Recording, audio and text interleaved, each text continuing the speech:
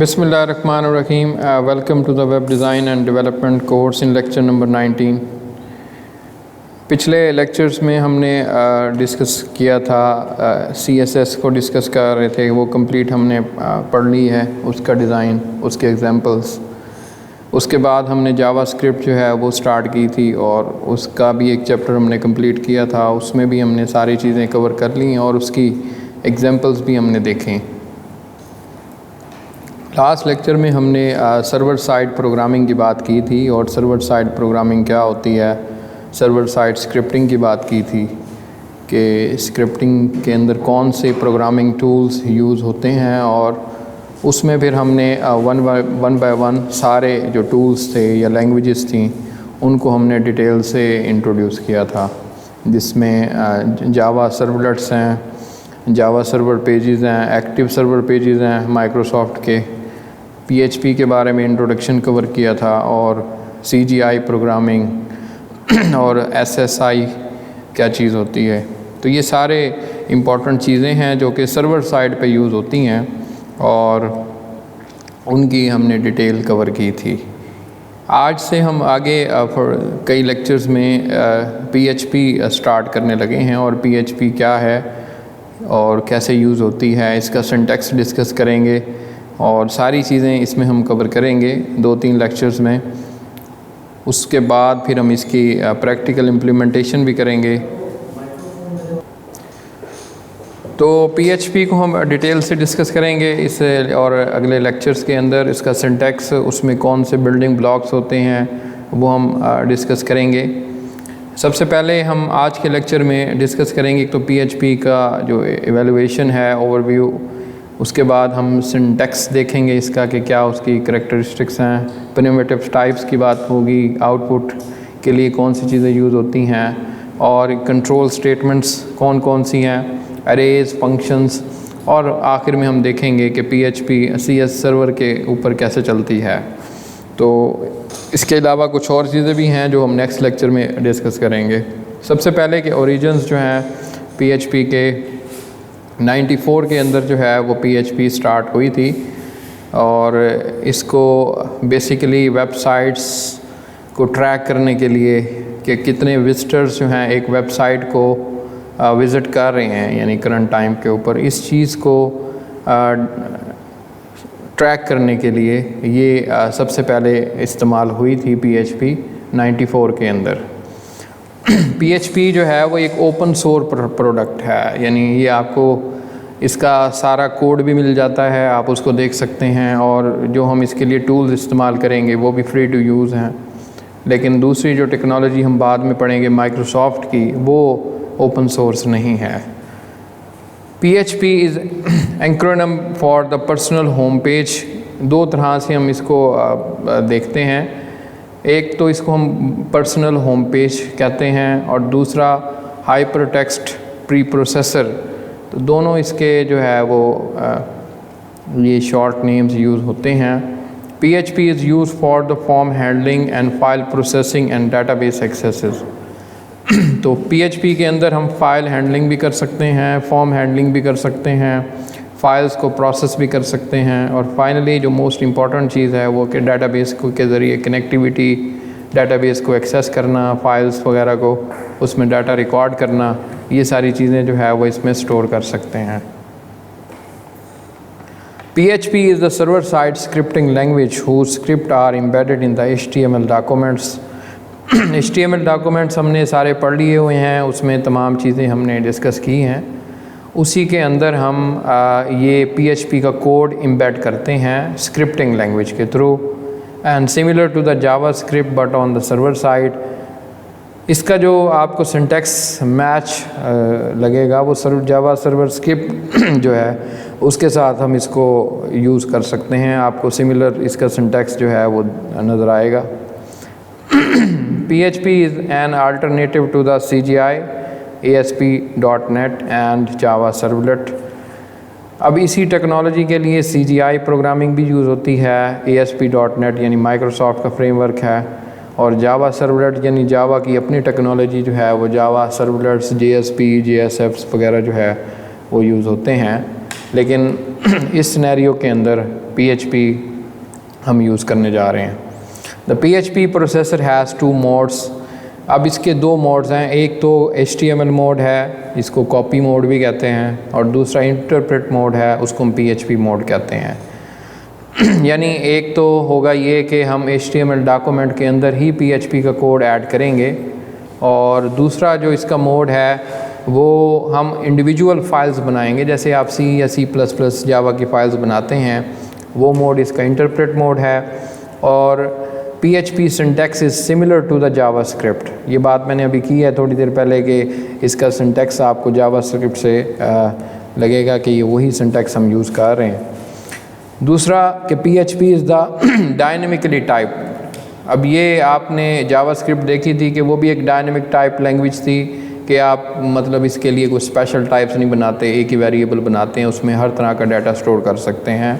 Same PHP में भी हम कोई टाइप वगैरह डिक्लेयर नहीं करेंगे, बल्कि एक ही टाइप होगी, उसी टाइप के अंदर हम डाटा स्टोर कर सकते हैं, integer, floating point and character, strings and so fourth. और आखिर में जो PHP इज़ प्योरली इंटरप्रेटेड। अब PHP के अंदर ट्रांसलेटर क्या है, इंटरप्रेटर इस्तेमाल होता है, कंपाइलर नहीं होता। इंटरप्रेटर यानी जैसे जैसे आप स्टेटमेंट्स लिखते चले जाते हैं वैसे वो इंटरप्रेट होके कन्वर्ट होती चली जाती हैं। अगला जो काम हम करने लगे हैं PHP में वो है सिंटैक्स की करैक्टरिस्टिक्स क्या हैं, यानी हम इसको कंपेयर भी कर रहे हैं साथ साथ दूसरी प्रोग्रामिंग लैंग्वेजेस जो आप जानते हैं, C या C++ आपने पहले पढ़ी है, उससे भी हम इसको कंपैरेटिवली देखेंगे। PHP code can be specified in HTML document internally और एक्सटर्नली। अभी मैंने बताया है कि PHP का कोड हम HTML डॉक्यूमेंट के साथ इम्बेड करते हैं। आप चाहें तो अलग फ़ाइल भी बना सकते हैं, वो फ़ाइल फिर हम इंक्लूड कर लेंगे। अगर आपने वो फ़ाइल नहीं बनानी तो फिर आप उसी HTML डॉक्यूमेंट के अंदर यूज़ कर सकते हैं। अब उस दोनों तरीके मैंने यहाँ पे शो किए हैं। अगर आपने HTML डॉक्यूमेंट के अंदर PHP का कोड लिखना है तो उसके लिए आप ये एंगल ब्रैकेट्स के अंदर ये क्वेश्चन मार्क और PHP लिखेंगे। तो यहाँ से ये सारा कोड जो है वो आप इसके अंदर स्टार्ट कर सकते हैं। और ये अब ये डॉट डॉट डॉट आपको नज़र आ रहे हैं, इसके अंदर फिर ये होगा कि वो तमाम PHP का कोड जो है वो लिखा जाएगा। एक्सटर्नली यानी मैं अलग अलग से फ़ाइल में आप अगर कोड देना चाहते हैं तो उसका तरीका ये होगा कि आप उस फाइल को .php एक्सटेंशन के साथ सेव करेंगे और फिर वो फ़ाइल इंक्लूड के ज़रिए आप अपनी HTML फ़ाइल में इंक्लूड कर लेंगे, जैसे कि यहाँ पे दिखाया है आपको कि इंक्लूड और डबल कोट्स में myscript.inc, यहाँ पे PHP भी यानी एक्सटेंशन यूज़ होगी। The file can have the both PHP and HTML। File कोई भी इसमें आप इंक्लूड कर सकते हैं, चाहे तो HTML वाली फ़ाइल चाहे तो PHP वाली file. In this file the PHP and PHP must in the. अब यहाँ पे वही दोबारा आपको स्क्रिप्ट वाला टैग दिखाया है कि क्वेश्चन मार्क PHP और डॉट डॉट के अंदर हम सारा कोड लिखेंगे और फाइनली जहाँ पे कोड ख़त्म होगा वहाँ पे क्वेश्चन मार्क और क्लोजिंग एंगल ब्रैकेट्स लगाएंगे। तो ये सारी चीज़ें इसमें होंगी। Every variable name begins with the $। तो यहाँ पे नॉर्मली हम वेरिएबल का नाम ऐसे ही लिख देते हैं, लेकिन PHP में एक ख़ास बात ये है कि वेरिएबल का नाम हमने लिखने से पहले $, जो है वो यूज़ करना है। तो ये $, हर वेरिएबल के साथ आपने लगाना है। वेरिएबल का नाम जो है वो केस सेंसिटिव होगा, यानी उसमें जो आपके स्मॉल केस लेटर्स हैं या अपर केस लेटर्स हैं उन दोनों में डिफ्रेंशिएशन होती है। तो आपने ये भी वैसे ही जैसे C++ में आप नाम में जो है वो केस सेंसिटिविटी सामने रख के बनाते हैं, यहाँ भी वैसे ही बनाएंगे। कमेंट्स 3 तरह से दे सकते हैं आप, जैसे जावा और पर्ल लैंग्वेज में हमने देखे थे। Single line comment double slash से शुरू होता है, मल्टी लाइन स्लैश स्टार, ये मल्टी लाइन कमेंट्स है। एक और तरह से कमेंट भी हम दे सकते हैं ये हैश साइन के साथ। PHP statement terminated with the semicolon. अब हर स्टेटमेंट को हमने सेमीकोलन से टर्मिनेट करना है और उसकी वजह कि जो है जैसे आप यानी एक स्टेटमेंट को दूसरे से अलग करने के लिए होता है, तो ये आपने लाजमी लगाना है वरना सिंटैक्स एरर आ जाएगा।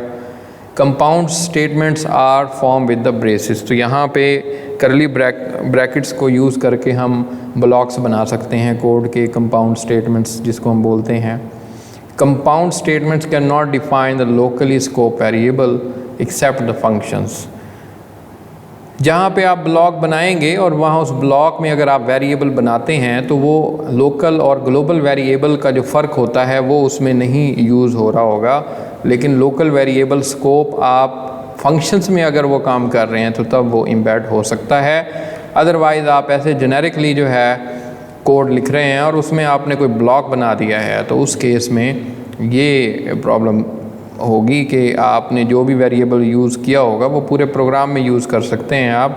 हाँ, अगर फंक्शन कोई बना रहे हैं, जैसे हम आगे चल के फंक्शन का सिंटैक्स देखेंगे, तो उसका जो ब्लॉक होता है उसमें जो वेरिएबल्स बनेंगे वो बेसिकली लोकली स्कोप्ड वेरिएबल होंगे।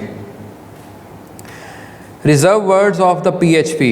अब कौन से वर्ड्स हैं जो पहले से रिज़र्व हैं? स्टैंडर्ड आइडेंटिफायर्स कहते हैं, और इसके अलावा हम इसको जो हमारे रिज़र्व वर्ड्स हैं कीवर्ड्स भी कहते हैं। तो ये काफ़ी सारे हैं, इसमें एंड, ब्रेक, केस, कुछ तो वही हैं जो C++ में आप देखते आए हैं, कुछ इसमें कुछ नए भी हैं, और ये सारे के सारे जो है वो केस सेंसिटिव नहीं हैं, यानी आप मतलब इनको अगर कैपिटल में लिखेंगे तब भी ये कीवर्ड्स ही कहलाएंगे।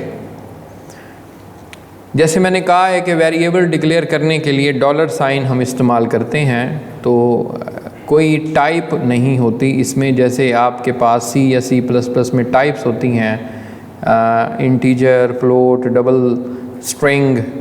जावास्क्रिप्ट में भी हमने कहा था कि कोई टाइप नहीं है, इसमें भी कोई टाइप नहीं है। And there are the no type declaration and signed variable has the value null, यानी ऐसी वैल्यूज़ जिनके साथ साइन नहीं होता उनको आप नल पे भी सेट कर सकते हैं। एक और इसमें कुछ फंक्शंस हैं वो भी देख लें। अनसेट का फंक्शन क्या कर देता है? वेरिएबल की वैल्यू नल पे सेट कर देता है।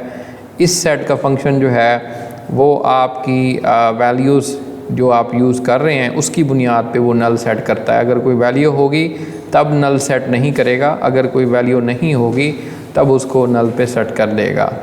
एक और फंक्शन एरर रिपोर्टिंग का होता है 15। बेसिकली ये अगर आप उस वेरिएबल की बाउंड चेकिंग करता है, अगर आप उसमें वैल्यू जो है उसकी रेंज से ज़्यादा दे देते हैं तो उस वक्त ये फायर होता है आपका एरर रिपोर्टिंग 15। इसमें वही आपको बताता है कि आपने जो वेरिएबल यूज़ किया है वो अनबाउंड वेरिएबल है। तो आज का लेक्चर मैं यहीं पे ख़त्म करता हूँ। अगले लेक्चर में बकिया चीज़ें हम डिस्कस करेंगे और डिटेल से हम उसकी बात करेंगे। तब तक के लिए खुदा हाफिज़।